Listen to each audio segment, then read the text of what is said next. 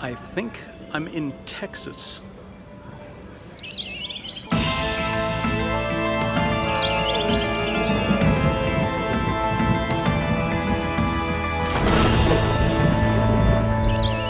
So you are watching a vampire podcast, but this podcast did not just rise from the grave all on its own. It owes a huge debt to everyone who came before, and the OG of vampire podcasts is the Vampire Historian. And we are lucky enough today to be talking with the vampire historian himself, Mr. Dax Stokes. Thank you. It is a pleasure to meet you. You too. Glad to be here. Absolutely.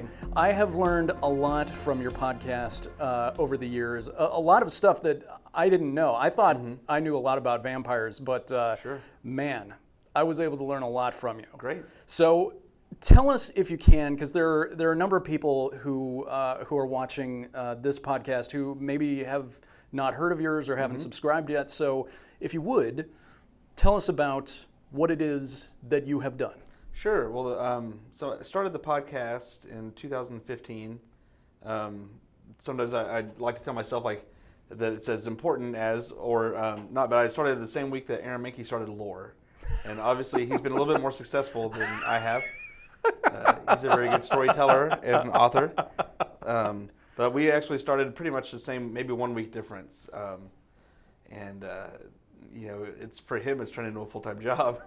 Gotcha. And for me, it's just something I do when I can. But I originally started it, number one, I was doing lectures on vampires, and somebody once said, hey, do you ever record them? And I was like, no, I haven't recorded them, but maybe I could do them in a podcast. So I started it trying to focus only on folklore. I was like, I'm just going to tell the different folklore stories. The first episode I did was all about Dracula and some of the myths about Dracula the novel. And then I went into a couple of different folklore stories in those first few episodes until I went to a podcasting conference in 2015 after I'd done about 4 episodes. And one of the speakers was Eric Newsom, who is, at the time he worked for NPR, and now he works for Audible.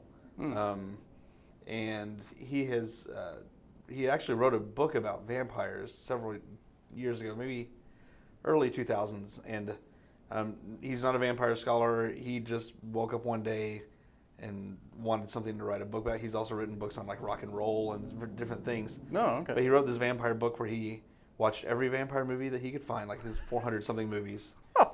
He went on a Dracula tour of Romania during Halloween. Oh, wow. He went and hung out with some people who drink blood. He did all these different things, and he wrote a book about it. It's not an academic book. It's has no sources or footnotes or anything. He just wrote this book. It's in conversational tone, but it's a fun read. And I saw he was going to be there, so I asked him if he would do since it was a podcasting conference, they had booths set up where you could record interviews. Okay. And so we rented, or didn't have to rent it. We just reserved a little booth. They gave you all the equipment and to test out. And so I recorded my first interview with him, 15 minutes, just a couple of questions. But that was the first episode that really got more listens than everything else I had done, which all the rest of them were just me talking. Gotcha. And the first one was actually just me reading something I wrote, just word for word. And it's still my most listened to episode, but it's probably the worst to me as far as what I did. But that's how I got started, was wanting to do folklore. After that interview, I did maybe 1 or 2 more folklore episodes, but since then I started getting into the interview type of things and going to conventions. I like to go to conventions, try to meet actors or from vampire shows or movies. It's very rare that I get to actually interview them, but sometimes I'll get to interview some comic writers like Marv Wolfman from Tomb of Dracula, right. Steve Niles from 30 Days of Night, and then some of the artists as well. So I basically that's what I do, and I'd really gear up usually in October. Each year I try to do an episode a week. The rest of the year, sometimes it's only once every couple of months that I get something in. But so 3 years in a row now, I've interviewed the same person in October for Salem's Lot Day. It's Jess Peacock, who's an author and scholar, a theology scholar, who loves Salem's Lot. That's favorite. Awesome. And so we've done 3 interviews in a row. And that's basically how the podcast kind of got going and what it is. And There can be several months where I don't post anything, but I have steady listening, and it's amazing. When I started out, you dream that a podcast is going to do really well, but you find out pretty quickly, a podcast has to have at least 10,000 downloads per episode to even get an advertiser. And, Gotcha. And that only pays $18. So you have to have, 1 million episodes to make money off of a podcast episode. Gotcha. I've had 20,000 downloads total over 4 years of all 20 plus episodes I've done, which to me, though, is amazing. That's great. That's 20,000 people that you objectively have never met before. So it's become something that I never thought it would. Something way bigger for something that niche. It still is right now the only podcast that solely focuses only on just kind of vampires in general, but not a specific TV show or something like that. That's very cool. So what? So what has been some of the reaction that you've gotten from listeners? Generally, I haven't gotten as much as I'd like, but they're generally good. The few reviews that I have are people basically saying like it's great to find something that focuses solely on this. I do have a pretty steady, social media followers, Instagram kind of themes every once in a while. I did a whole month once where I posted one of my editions of Dracula every day. Oh, that's very cool. And, how many editions are we talking about? It's probably over 50 now that I have between hardback and paperback. My vampire mentor, Gordon Melton, has over 800 editions of Dracula from all around the world. So, including a first edition that I've never seen because he keeps it locked up in Whoa! somewhere else. First edition. Yeah. So oh my God. He has way more, but I have about 50, and I have a list on my phone. So anytime I see, actually I just use library thing. I think so. Anytime I see editions out, I can check my list and see if I have that one or not, and might pick it up. But that's my Dracula edition collection is a little over 50. I'm also a librarian. I don't think we talked about that yet, but but please tell in my people. profession, I'm a college librarian. Well, so okay, so on the subject of Dracula, what would you say is your relationship to the book of Dracula? It's really interesting. When I was a kid, and this is a horrible thing for a librarian to say, but I didn't read at all, really. That's all right. You're reformed. I didn't really read until grad school, almost, or towards the end of college, and for fun, But there were two books I read as a kid: Scary Stories to Tell in the Dark. Okay. Which is soon to be a movie. Yeah, I was going to say, I haven't you're probably watched the really trailer excited yet, about but that. I've heard that the trailer is scary too. Pretty terrifying. And then a kid's version of Dracula that I read maybe when I was like 12. Okay. And that was it. I'd seen, several of the movies, but my mom is a big Dracula fan too, so I kind of grew up with it. But every generation, this is something I always say in my lectures, every generation has a Dracula, except for this current generation. They don't have anybody who's settled into it yet. Oh, right. There have been some attempts. Right. Yeah, I'd say maybe the Penny Dreadful Dracula is so far the closest, maybe that some people like, but they don't really have somebody. Our generation's probably Gary. Gary Oldman is our Dracula for sure. And so that movie came out, and I definitely saw that one right when it did. And so I've always enjoyed the movies. Frank Langella is my mom's Dracula. But people before that, you have Christopher Lee, and so every generation has their own actor who kind of is the quintessential Dracula. But so I didn't read the book again, probably until about 10 years ago, maybe in its entirety. Maybe even not 10 full years, because it was right around when I was getting started on making vampires a serious study area that I decided to go back and read the book again.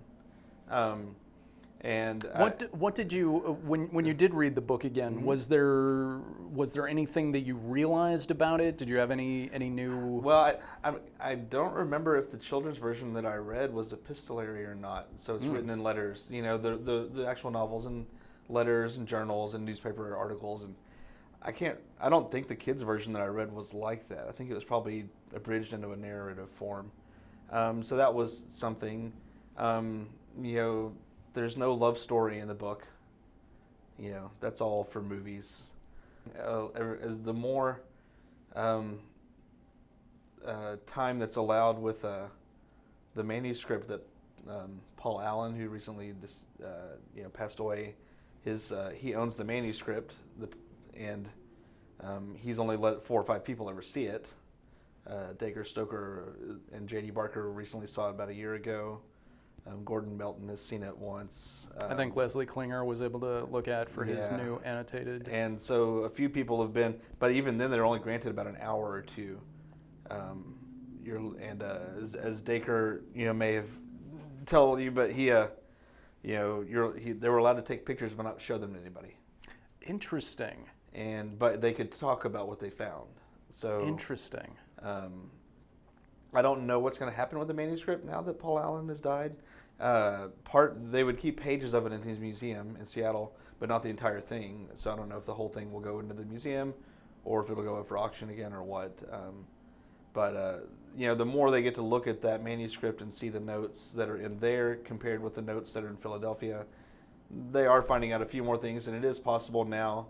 And with the recent discovery in London at the library, where they have now found the books that they think Bram Stoker checked out, the actual books. So Dacre was telling me about that, how they found They found little notes that match notes that he made in other things.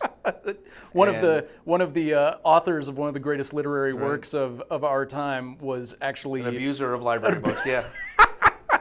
And, how does that make you as a librarian feel? If he paid the fines, it's okay, I guess, if they had them. Although most of us don't charge fines anymore, so it depends.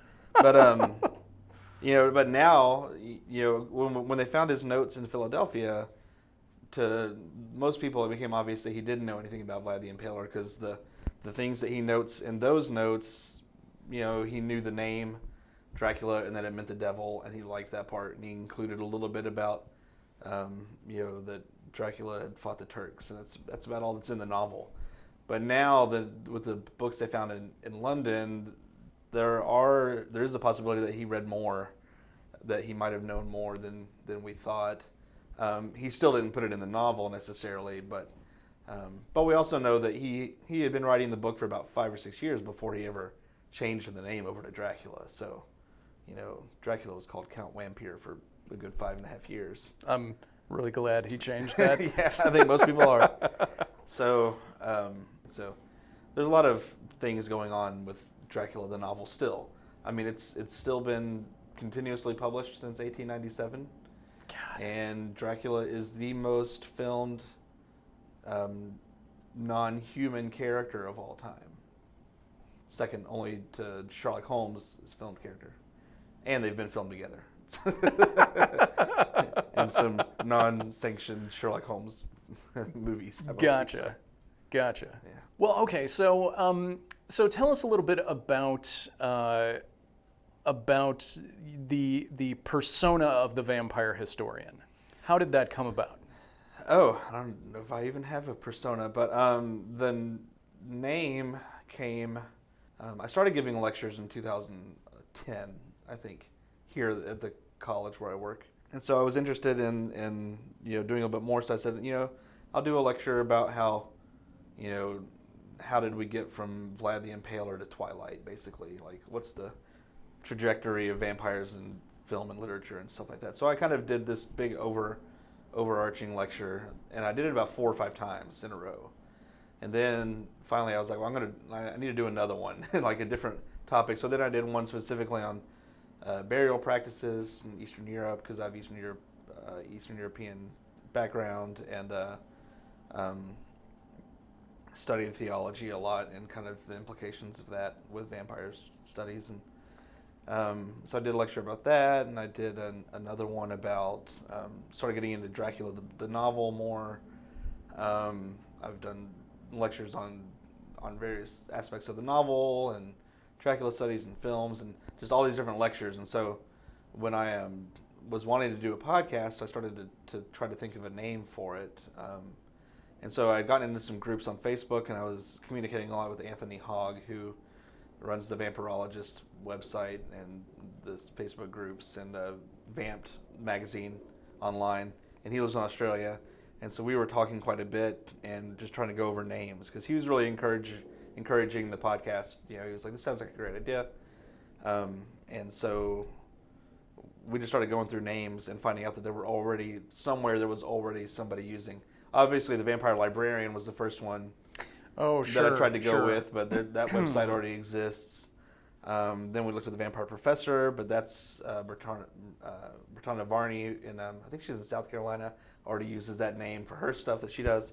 So we started finding all these people who already had the name. So finally, I think actually Anthony is the one who said, how about the historian? You know, so he kind of helped come up with a name. Still I would rather focus on things like folklore and movies and literature and books. And so that's just kind of where it's come from. I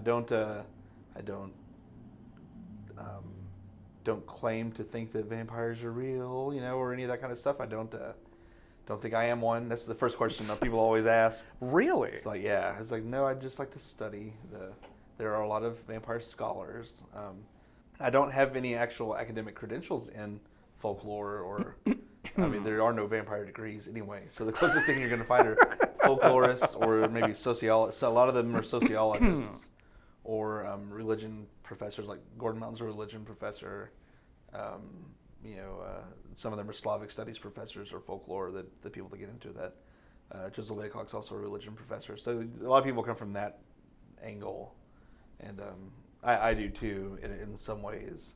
What is it about Eastern European Christianity that created all these vampire legends? The first article I ever published was on Dracula in film for an online magazine that guy was in Europe. He wanted to do his first issue was about something totally non-related, and then he came into the vampire groups. He's like, hey, I'm looking for people to write articles for my vampire issue of this magazine. And so I wrote one for that. It was right before the NBC Dracula with John Rhys Meyers came out. So, what did you think of that? It was a show. Okay, yeah, that's very telling. It was well made. You know, the scenery was nice. The story was just, you know, a complete departure from anything ever before. But it was fine. I thought it was more interesting that the actor who played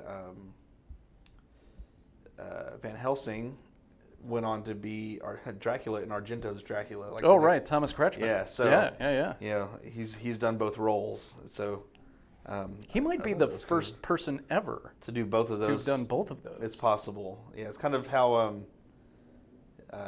Benedict Cumberbatch and Johnny Lee Miller both did Frankenstein and Dr. Frankenstein and the Monster in a play together, and they alternated roles every night. Really? And it was right before both of them went on to play Sherlock Holmes. I had no idea. They alternated, and it's filmed. Occasionally it's shown in theaters, but it's hard to find online. But yeah, one of them plays the monster, and the other one plays Dr. Frankenstein, and then the next night they would switch. Wow. And fantastic. It's an interesting version. I've seen some footage from it, but yeah, so it's not very often that, you know, although to say which is better, Argento's Dracula or NBC's Dracula, is a tough choice. You know.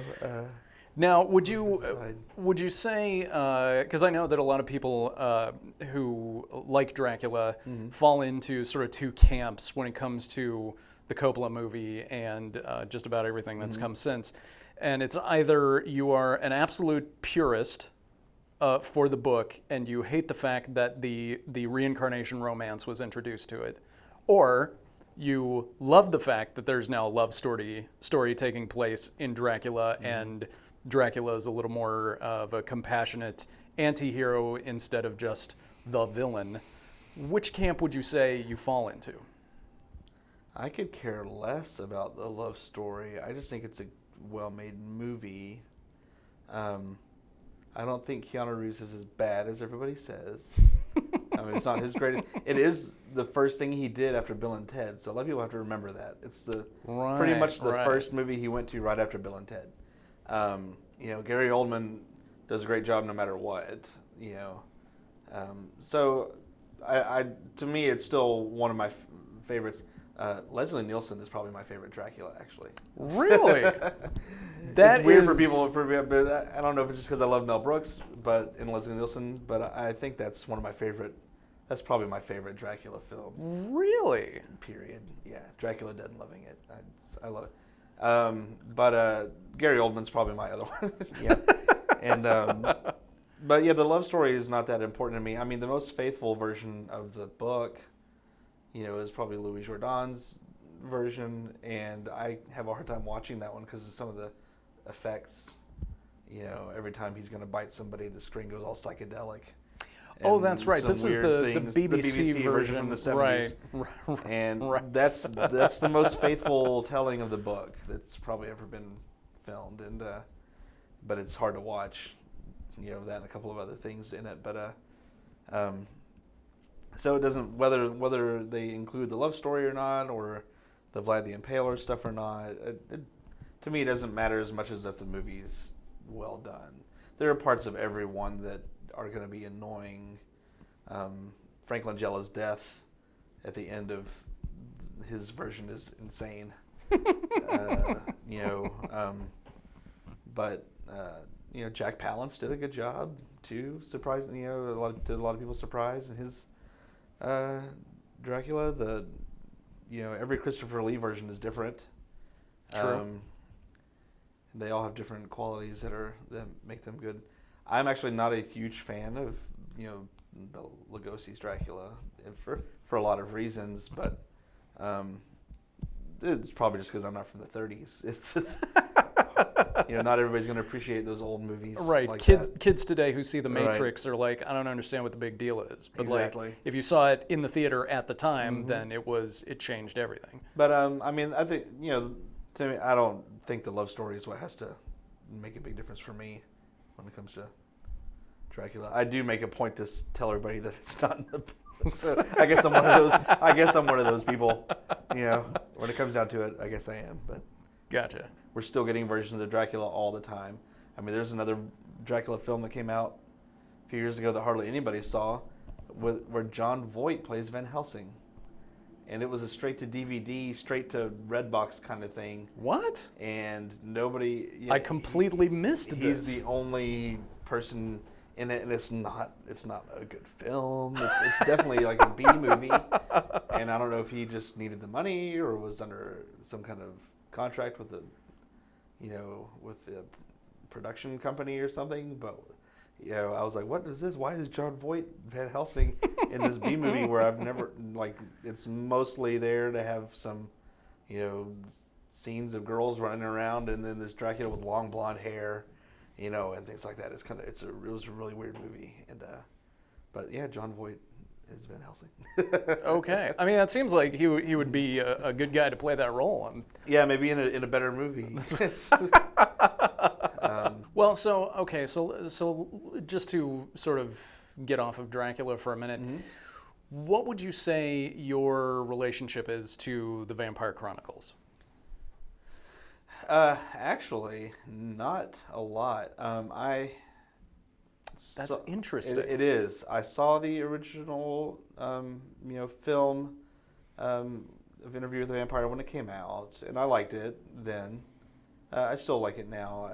It's not one of the vampire movies that I'll just go back and watch all the time, like some others. Right. I only saw half of Queen of the Damned and was like, this movie is way too long. And I couldn't make it through it. I have only read half of the Vampire Lestat and kind of just, it wasn't my thing. And so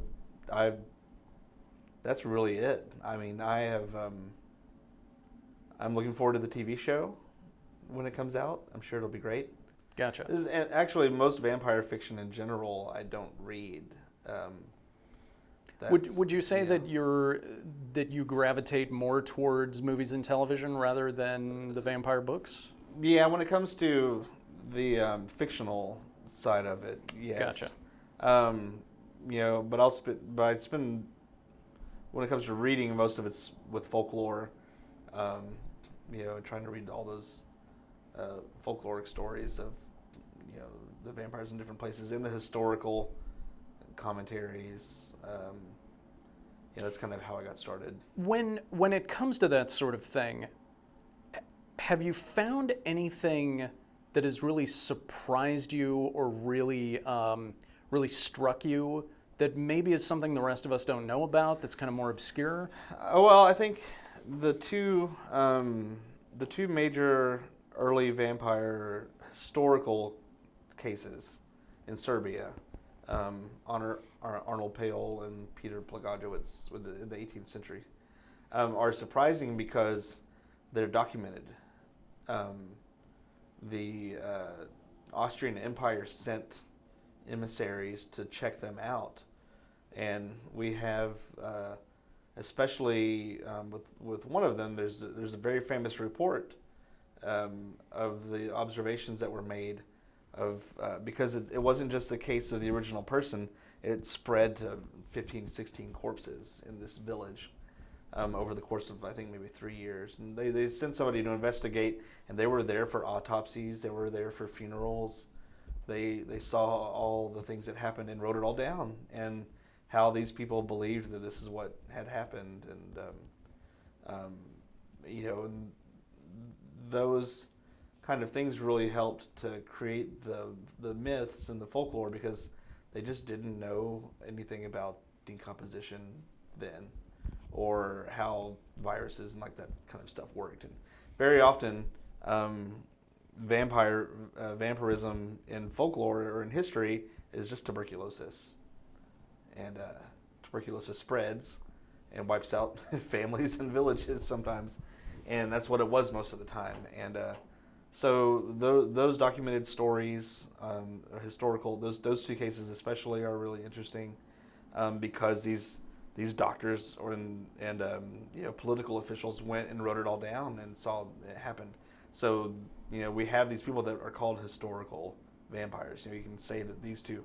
Now, a lot of times other people get lumped into that, like Elizabeth Bathory, who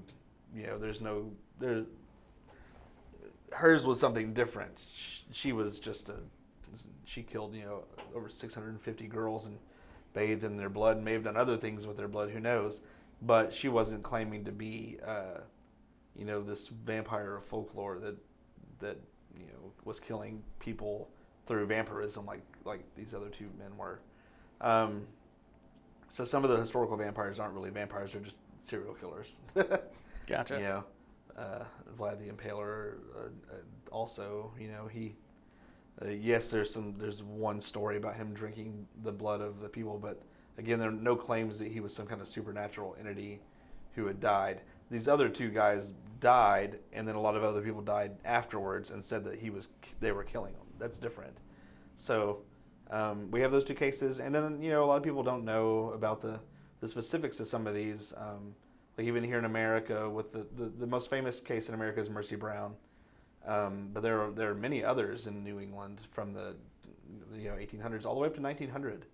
But Mercy Brown, who died in I think 1890, or the 1890s, shortly before Dracula was published. Right, and he knew about it because Bram Stoker had been in America and he had seen the newspapers.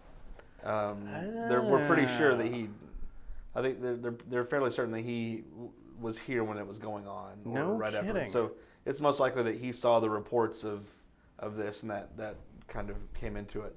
But because Mercy Brown was in the papers, because they, her brother got tuberculosis, they sent him away. He came back after he felt better, but her mom and sisters died, and then finally she died.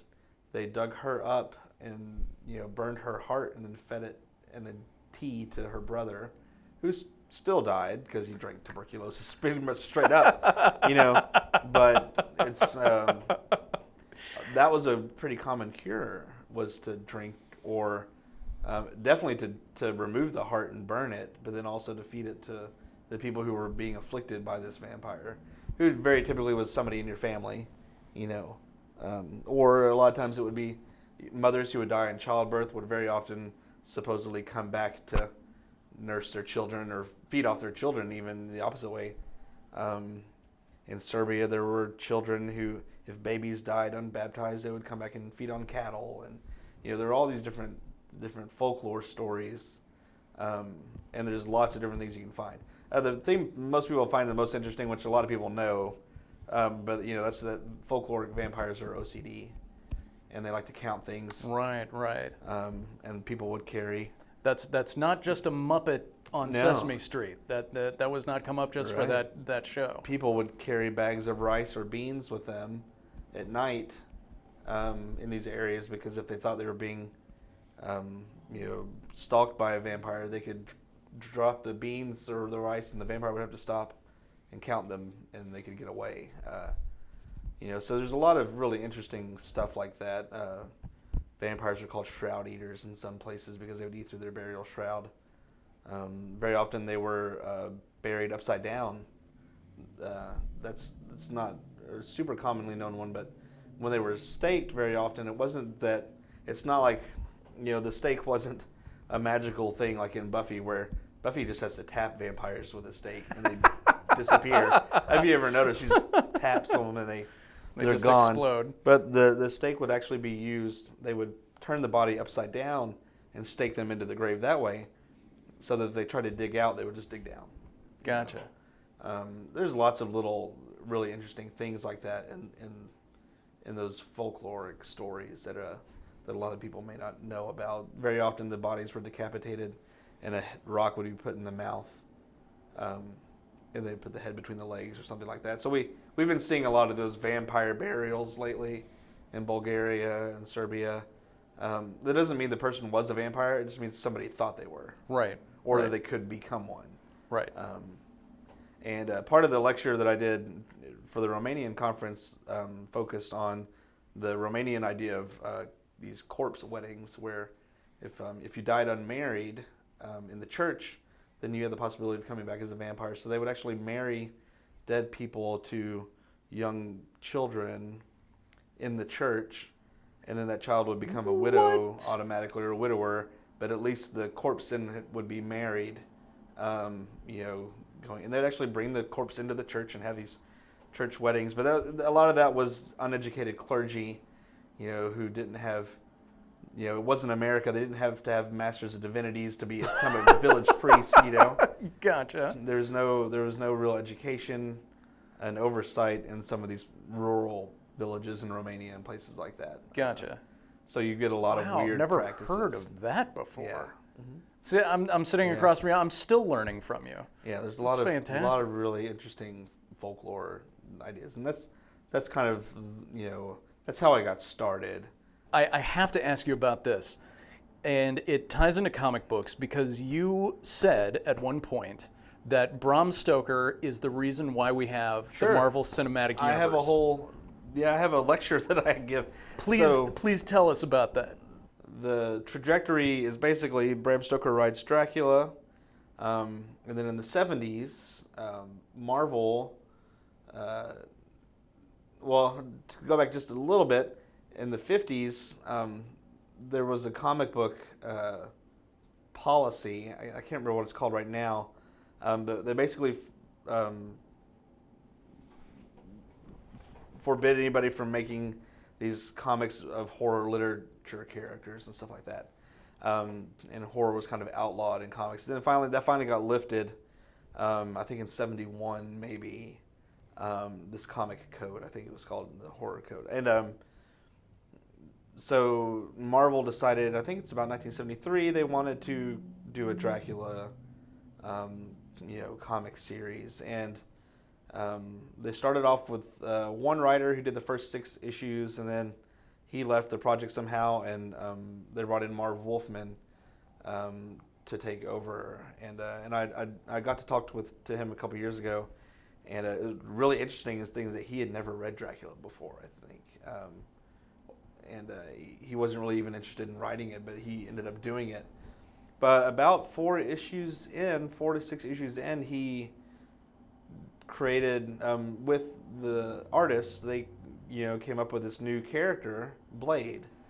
And this is in Tomb of Dracula, so the name of the comic's Tomb of Dracula.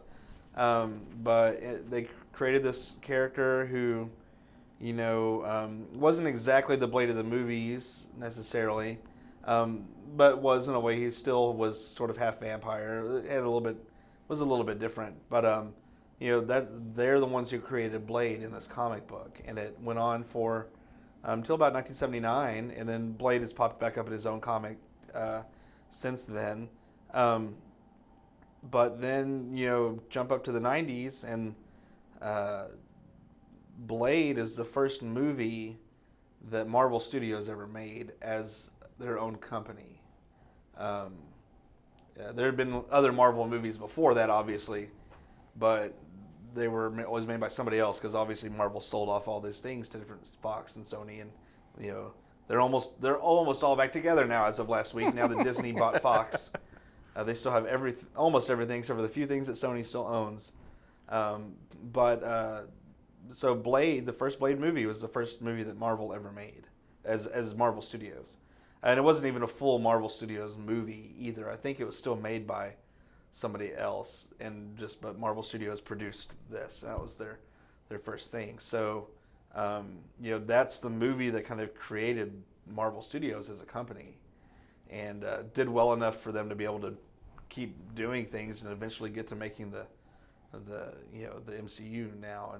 But Blade is a character which I think could also lead to Dracula coming into maybe phase 2 or 3 of the MCU if they wanted to. Yeah, I think that's kind of the premise I came up with. So I think it can work. I think you can make that argument that Marvel probably eventually would have created their own film studio, but Blade was the first thing they ever did, and Blade wouldn't have happened if it hadn't been for Dracula and Bram Stoker. So that's fabulous. I'd never heard anyone give that that thesis before, so that's really fascinating. Okay, well, to wrap this up, just to hit you with one last major question, then I've got a quick 5 questions that I ask everybody at the end of each interview.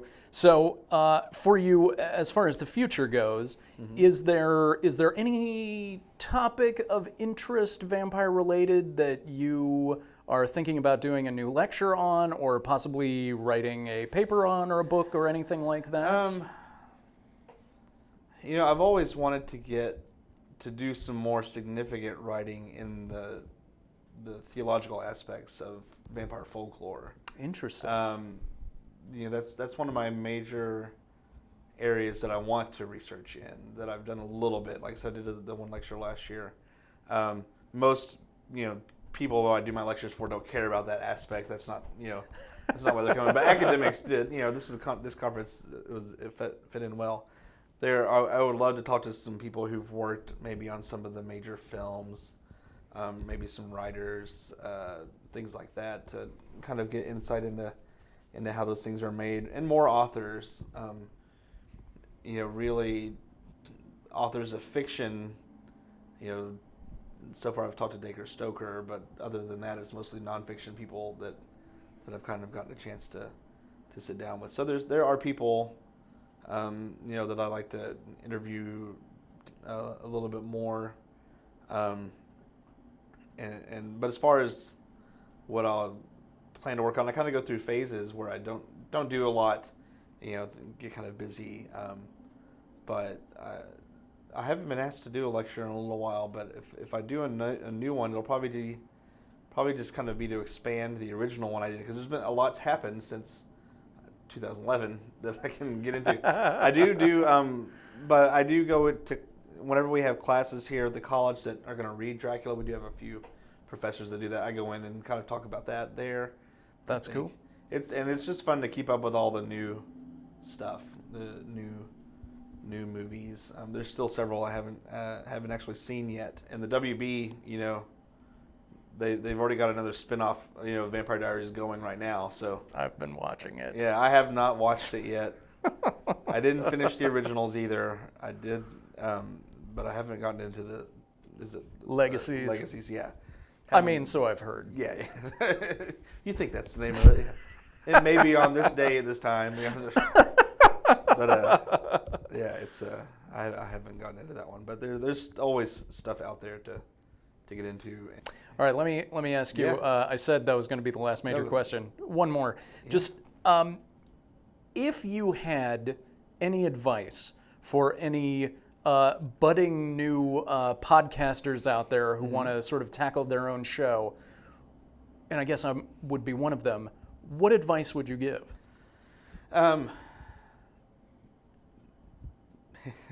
Find somebody who has done it, who has a podcast already, to learn about all the technical aspects first. I did some research and I looked up what kind of microphone I thought I needed and all this stuff. And the first couple episodes I did, were with a condenser mic, and then I realized that that's not the way to go. So, I switched over to dynamic microphones, and that kind of stuff would have been helpful. Even though I'm a music person, I'm an instrumentalist, not a vocalist. So I don't know microphones very well. And it was also tough figuring out at first. I would say go ahead and you've got to decide how much money you want to put into it. I did do a Kickstarter at the beginning. That was mainly for books. I did a Kickstarter to get some academic books that are just a little, they're a little bit out of, some of those $50 books and things like that an academic library would have, and a little bit of equipment. But I think putting money into getting an actual podcast host, not a person host, a web host, to host your files, Gotcha. is worth it. Because at first I tried to do it the free way, and it's very complicated. Gotcha. To host a podcast online for free is difficult. I went to a podcasting convention, and I got to meet all the different companies like Libsyn and all those different places, and I settled on one that I still use today. But you've got to be willing to put in a little bit of money. It's not a lot. I mean, most of the podcast companies are going to charge between $6 to $15 a month to host your podcasts, but they do all the work. They send it out to everything. Most hosts have little buttons you can just click. I want this on Google Play and iTunes and Spotify. And they do all of that for you and create the RSS feeds. And so it's worth it, I think, to put a little bit of money if you plan on doing it for a long time. If you're only going to do it once a year or something, then the free way. If you already have a website, if you have your own website, you can usually do it for free. It's just a little bit more work getting it out there, but you have to have a place to host files online, and that's never free. Gotcha. So that's the key. And just keeping up, I originally had hoped to have a very, well-scheduled podcast, but, it's hard to do for some people, and but it's worked out well for me to just do them. I basically do the podcast that I want to do, and I don't, I'm not sure if I'd made it to where, I have to post an episode every week. I don't think they would, it'd get really old really fast for me and people listening, and they wouldn't necessarily be that interesting. But now I pick the people that I want to talk to, or a topic that I want to do. I will do one coming up because we've got a lot of. I always kind of do. One of the ways I get to go to a convention as a press person to get press passes is you have to do press for them. So I always do episodes about the conventions, usually about now. So. All right. Well, the final 5 questions right. then. These can be just quick answers, Sure. a long answer, whatever you want. Go for it. So the first question is, what was your entry point into the vampire genre? Like your earliest memory where you got hooked? Probably The Lost Boys. Do I age myself here? I think it was 9 when that movie came out. All right. That was a big year because it's also the year that Appetite for Destruction was released. Oh yeah. Guns N' Roses is still probably my favorite band. So. Wow, you were an awfully metal 9-year-old. Yeah. Oh yeah, for sure. And The Lost Boys was such a big deal. I came out when I was 9, but even I remember for my 11th birthday, I had a costume party, and I dressed up as David. Ow! And another friend of mine came as Max. That was a weird awesome. choice for an 11-year-old. I'm going to dress up like the older man in that movie. But that's what happened. So, yeah, even back then, that was probably my favorite movie. That's cool. All right, question number 2. Favorite food for breakfast? Ooh, biscuits and gravy. All From the right. South. All right. Question number 3. Any sort of like habits or superstitions that you have when you are actually working? Habits. I check my email constantly, like all day. Okay. And I have like several email addresses, Gotcha. And I keep them up, and I just, I have like, I think just on Gmail alone, I have 4 regular addresses that I check a couple times an hour, even though there's nothing new there. That's awesome. I check my email constantly. I don't know why, but I do. Oh, that counts. Okay, question number 4. If, and this definitely pertains to you, possibly more than anyone else alive right now, if you could talk to any other vampire creator, what would you tell them or what would you ask them? Oh, okay. That's a great question. Probably, if it's a fiction writer, probably where they came up with some of the attributes that they gave to their vampires, because they're all different. They all pull different things. Sunlight wasn't a thing until Nosferatu came out. That was has nothing to do with a folkloric vampire. Yes, they mostly came out at night, but it wasn't necessarily because the sunlight would kill them. And we really don't even know if that's what Murnau meant in the movie. Some people think that the vampire died because of the rejection of the woman. Oh, I hadn't heard that. But in the movie, the sun comes out and he kind of does this thing and he disappears. That's the first time that sunlight became associated with killing a vampire. So you would love to ask Murnau, yeah, how did he come where up in the with hell that? did that come from? Yeah, how did he come up with that? Now, porphyria is a thing, and a version of sunlight was associated with people who maybe had issues with, it's one of the diseases that's kind of associated with people that can be considered vampires sometimes. But, again, Dracula walks around during the day. He's weaker, but he can do it. It doesn't kill you. So, Stoker knew that, and but we can thank F.W. Murnau for putting that into everybody's things now, so that and then since then everybody finds a way around it most of the time. In Blade it's makeup. They put a lot of makeup on, sunblock and makeup and helmets. So is it they can cover their skin and go out in the dark, but sometimes they can't. Sometimes just being out, period. And then, in the Vampire Diaries, they just had to have magic rings. Made by certain witches only, or whatever. It's, where they come up with those kind of ideas, I think. But it's, if I had Stephanie Meyer in the room, I'd ask her where she came up with stuff. A lot of stuff. But I think that's probably what it would be. Okay, cool. All right, so final question, which you kind of answered a little bit earlier, but this is a chance to put a definitive name, and that is, which actor is your Dracula? Okay, yeah, it's probably, it's a tie between Gary Oldman and Leslie Nielsen. It really is. I mean, if you're going serious Dracula, I mean, Gary Oldman, obviously, but there's just something about, I love a good Mel Brooks movie, and Leslie Nielsen too. So I think there's just something about that. I could watch that movie over and over again, And but part of it's that he's channeling everybody else. So that may be what it is. There's no better Dracula than the one who channels all of them. That's a good point. And that's Leslie Nielsen.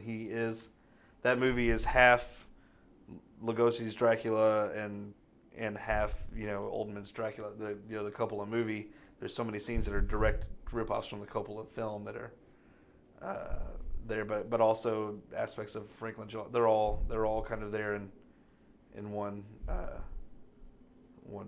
movie. Well, Dax, thank you so much for all of the wonderful episodes from your podcast that you've done, no and problem. all the Thank you. wonderful episodes that you're going to do.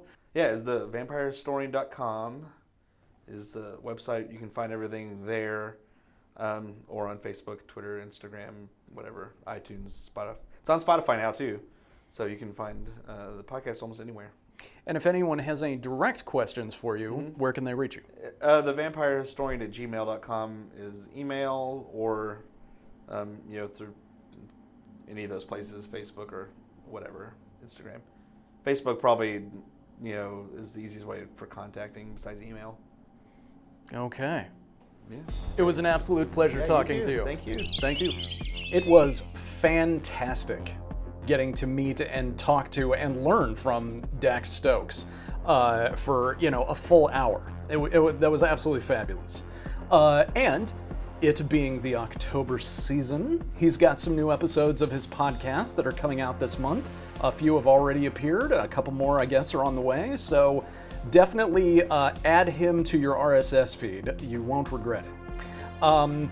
Also, we talked a little bit about Marv Wolfman, and after I had done this interview with Dax, I got the opportunity to interview Marv Wolfman himself, at which point I sort of pitched him that theory of Dax's about Bram Stoker leading to the formation of the MCU by way of Blade and Marv Wolfman, and I got to actually tell Marv Wolfman that.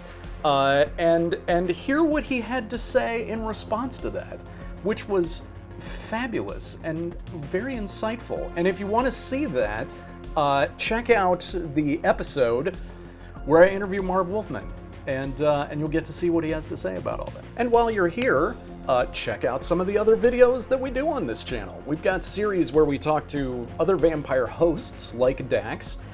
If you are a vampire writer or creator, we have various series that you might be interested in, from the Your Vampire Project series to the Vampire Pitches series to the new one that I just started, which was Your Vampire Movie. So we got a lot that might be useful to you. So thank you for being here, thank you for hanging around, and we'll see you next time.